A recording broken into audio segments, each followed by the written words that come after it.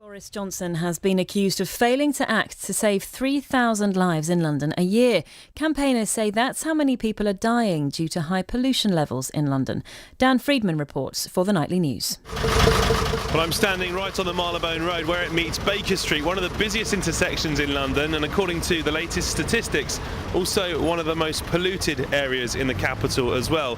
And they've been measuring the quantities of particulate matter, or PM10s, in the atmosphere, and here are some of the highest levels around. Hi, my name's Mick. I'm a rough sleeper and I spend a lot of time in the Baker Street, Marylebone area. Early mornings and late afternoons you tend to notice it more. It's more like sort of heavier in the air. It's like engine taste. I don't know, it's like the diesel tastes worse than petrol. They've got more of a smell, more of a taste to them, whereas like the petrol engines, you don't really notice it so much. Now, the World Health Organization say that by reducing particulate matter, PM10s, from 70 to 20 micrograms per cubic metre, it can cut air quality related deaths by around 15%. Remember, they're estimated at around 3,000 per year in London alone. Here, they're regularly exceeding 50 milligrams per cubic metre. That's 30 milligrams more than the recommended amount.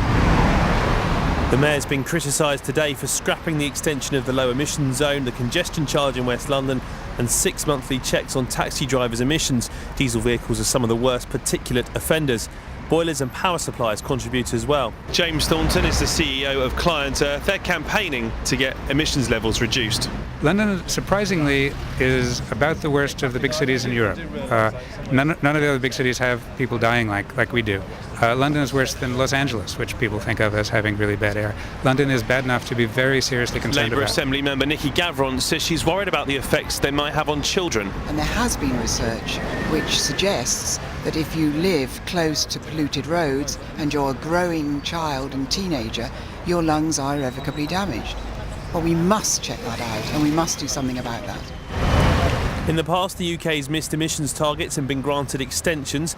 ClientEarth say they're writing to the EU to ensure no extension is granted this time and that London's on track by the time the 2012 Games comes here. Yeah, the Mayor doesn't yet seem to have understood either there's legal obligations or the value in cleaning up the air. And we'd like to work with the Mayor in order to educate him on what can be done practically and in the near term.